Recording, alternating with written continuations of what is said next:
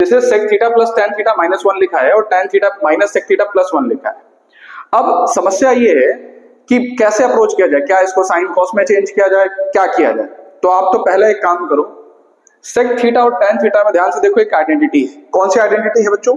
वो ये आइडेंटिटी है कि सेक स्क्वायर थीटा माइनस का tan square theta is equals to 1। ये एक आइडेंटिटी है। तो क्या हम लोग इस 1 की जगह ये आइडेंटिटी यूज कर सकते हैं? क्यों कर सकते हैं बताता हूं। चलिए आप देखिए, तो हमने इसको लिखा, ये यहां से प्रोसीड करते हैं एलएचएस। तो आपने लिखा sec theta plus tan theta minus 1 की जगह लिख लो sec square theta minus tan square theta, ठीक, अपॉन आपने लिखा tan theta minus sec theta plus 1। आपके दिमाग में आ रहा होगा सर डिनोमिनेटर को क्या करें? डिनोमिनेटर को कुछ ना करो, रीजन है बताता हूं अभी क्यों। अब देखो यहां से ध्यान से देखो sec theta plus tan theta है और यहां भी ध्यान से देखो sec square theta minus tan square theta है। मतलब बच्चों आपको अवेलेबल है A square minus B square. क्या हम A square minus B square को ए प्लस बी और ए माइनस बी लिख सकते हैं?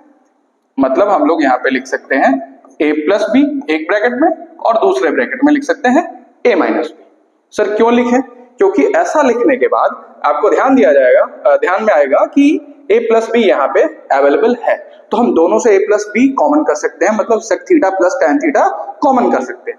आप फायदा देखो, तो आपने लिखा sec theta plus tan theta in bracket, sorry यहाँ पे आप माइनस लगाओ, minus in bracket sec theta plus tan theta और दूसरे ब्रैकेट में आपने लिखा सेक थीटा माइनस का टैन थीटा, ठीक बच्चों। और नीचे आपके क्या लिखा हुआ है? नीचे आपका जो भी लिखा हुआ है टैन थीटा माइनस का सेक थीटा प्लस का 1 एज इट इज रहने दो, ठीक। सर क्यों रहने दें? इससे क्या हो रहा है हमें समझ में नहीं आ रहा, अभी समझ में आएगा। जैसे ही आप sec theta plus tan theta ये वाला टर्म कॉमन करोगे इन दोनों में से, क्योंकि दोनों में अवेलेबल है, ये देखो sec theta plus tan theta दोनों में अवेलेबल है, तो आप यहां से कॉमन करिए। तो आपने कहा सर ठीक है, sec theta plus tan theta हमने कॉमन कर लिया, ठीक है। कॉमन करने के बाद यहां से आपको क्या मिला? 1, ठीक। अब ध्यान दो बच्चों, ये तो आपने पूरा कॉमन कर लिया, ये माइनस इस ब्रैकेट के साथ है, तो जैसे ही इस ब्रैकेट को आप इस माइनस के रिस्पेक्ट में खोलोगे तो ये माइनस सेक थीटा हो जाएगा और ये प्लस टैन थीटा हो जाएगा। अब ध्यान से बच्चों डिनोमिनेटर को देखो, क्या आपको डिनोमिनेटर में भी ऐसा ही कुछ दिखाई दे रहा है?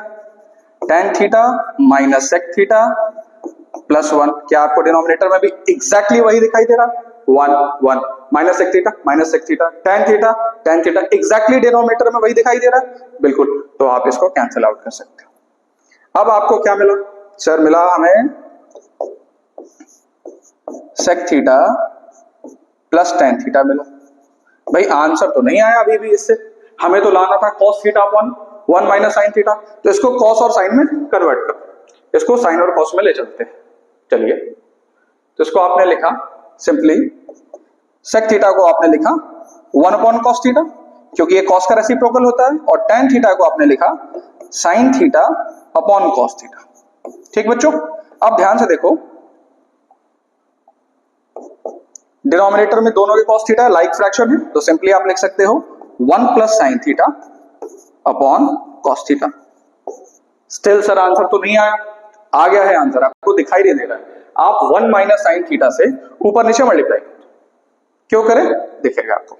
आप क्या करो, 1 माइनस साइन थीटा से न्यूमरेटर डिनोमिनेटर में आप मल्टीप्लाई कर दो, कर दिया। अब ध्यान से देखो a plus B A minus B, ऊपर क्या हो गया? A square minus B square, मतलब 1 माइनस साइन स्क्वायर थीटा हो गया, अपॉन नीचे cos theta into 1 minus sine theta. नीचे मल्टीप्लाई मत करना बच्चों, क्योंकि हमें 1 माइनस साइन थीटा चाहिए, अगर मल्टीप्लाई कर दोगे तो गड़बड़ हो जाएगा, ठीक बच्चों। अब देखो, अब यहां से देखो, आप 1 माइनस साइन स्क्वायर थीटा को क्या लिख सकते हो?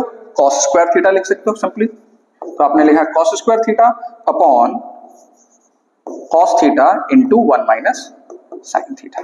अब बच्चों देखो आपका आंसर आ चुका है, एक cos थीटा ये, इसका एक cos थीटा कैंसिल आउट कर दो और बस आपका आंसर रेडी है। यहां पे बचा cos थीटा और नीचे बचा 1 माइनस साइन थीटा, यही आपका बच्चों RHS है। समझ में आया? तो ऐसे क्वेश्चन का अप्रोच आपको ऐसे ही रखना है, ठीक है।